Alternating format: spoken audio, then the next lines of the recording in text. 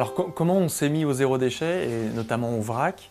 Moi j'ai passé 18 ans à travailler dans les ONG environnementales, à sensibiliser les élus, les actifs, les enfants à la question des déchets dans le monde.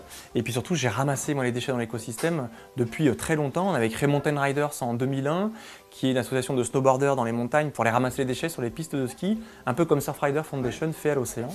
Et donc voilà, pendant 15 ans, j'ai ramassé les déchets dans les rivières, à la montagne, à l'océan, etc. Et donc j'ai vraiment vu cet impact-là. J'ai sensibilisé beaucoup de monde aussi au changement climatique et à notre logique aujourd'hui d'hyperconsommation et l'impact qu'on a aujourd'hui qui est tout sauf soutenable pour notre petite planète qui est toute ronde et qui est finie. Donc à un moment donné, c'était en 2014, il y a 2 ans et demi, on pensait être bon, on avait une AMAP, un compost, on était écolo dans l'âme et on pensait vraiment être très bon. Et on a sorti la poubelle de son truc parce qu'on en avait ras-le-bol de mettre du plastique dedans, de mettre des emballages. On l'a étalé dans le jardin pour essayer de comprendre pourquoi on avait cette poubelle-là alors que nous étions conscients. Et à partir de là, on s'est engagé dans le zéro déchet en disant on va essayer d'éliminer tout ce qu'on a dans cette poubelle-là. On s'est lancé un défi, un peu comme No Impact Man à l'époque. On s'est lancé le défi de dire zéro déchet. Voilà comment on s'est lancé dans l'aventure. Et puis la première année, on est passé à une poubelle par mois. Ensuite, la deuxième année, une poubelle en 6 mois. Et puis cette année, voilà, on a ce bocal-là, une poubelle d'1 litre pour 1 an. Donc voilà, comme quoi c'est possible d'aller vers zéro déchet et d'avoir des beaux résultats. La majorité de ce qu'on a pu trouver dans cette fameuse poubelle qu'on a étalée à l'été 2014 dans notre jardin, c'était de l'emballage. Et du plastique, du plastique, du plastique.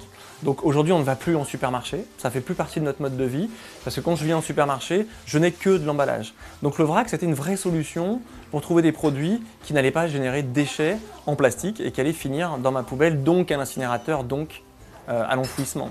Donc le vrac, c'est une vraie solution pour les pâtes, la farine, le thé, les haricots, les biscuits, tout ce que vous avez besoin pour cuisiner, toutes vos bases et puis même plus, et pour éviter d'avoir cet emballage-là qui est tout sauf durable encore une fois, quoi.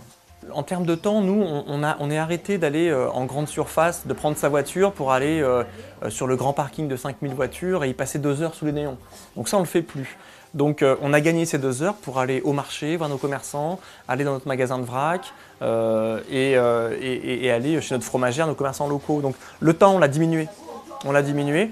Et par contre, c'est un temps, même si c'est un temps égal en cours, c'est un temps de qualité.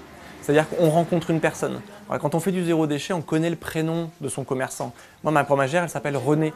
Et Renée, elle me fait moins 20% quand je lui prends les trucs parce que je n'ai pas l'emballage. Et elle me donne toujours un petit fromage et je la connais. Et c'est ça qui est agréable, c'est que ce temps-là, il faut arrêter de le mesurer qu'en quantité, il faut voir la qualité de ce temps-là. Moi, c'est un temps où j'ai du lien social, j'ai un temps où je mange des bons produits et ça me fait plaisir d'aller faire les courses. Je suis toujours je vais acheter ça, je vais acheter ça. Donc c'est d'abord un plaisir ce temps-là. Alors le zéro déchet, globalement, pas que le vrac, mais on va dire le zéro déchet, j'ai fait moi 20% d'économie la première année et 30% au bout de 2 ans. Parce qu'on est allé essentiellement à du frais. Donc si vous ne voulez pas l'emballage de grande surface, vous allez acheter au marché, trouver votre producteur. Nous on a un producteur qui est à 10 km de chez nous, elle fait du bio, du local, du saison. On lui met 40 € de cagette de fruits et légumes le lundi, pareil le vendredi. Pour 80 €, je mange toute la semaine avec des produits frais, bio, locaux, de saison. Et le vrac, je dois mettre 40 € à peu près tous les 15 jours. Ça me permet de compléter tout ce dont j'ai besoin en matière de base, etc. Donc oui, j'ai fait des sacrées économies. Et moins 30%, ce qui est intéressant, encore une fois, il faut réfléchir à la qualité. Moins 30% en termes de temps partiel de travail, c'est quand même intéressant. C'est-à-dire que nous, on s'est mis à moins travailler puisqu'on avait moins besoin d'argent sur notre compte. Donc c'est plutôt intéressant, ça libère du temps, quoi. Le souci aujourd'hui, je crois que c'est le papier toilette. Parce qu'on a un blister autour pour 4 petits rouleaux.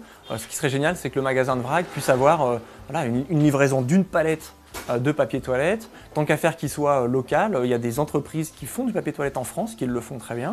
Donc on peut avoir une démarche de localisation et que je puisse acheter mon papier toilette sans le blister plastique autour. On a bataillé pour le trouver, on l'a maintenant, on ne lâche plus. Mais voilà, ça c'est exemple de type de petits produits comme ça qui manquent. Le vin, les médicaments. Moi, j'aimerais que les pharmacies soient en vrac maintenant, qu'on arrive à acheter juste la dose prescrite et pas 30 ou 40% de trop qu'il y a dans la boîte, comme c'est le cas pour tout le monde. Et on se retrouve avec des armoires de médicaments à la maison qui ne servent à rien, qui vont être brûlés, qui ne sont même pas optimisés dans les pays du Sud où là, ils en auront besoin, etc. Donc la pharmacie en vrac, ce serait aussi intéressant de le développer. Peut-être quelque chose, hein.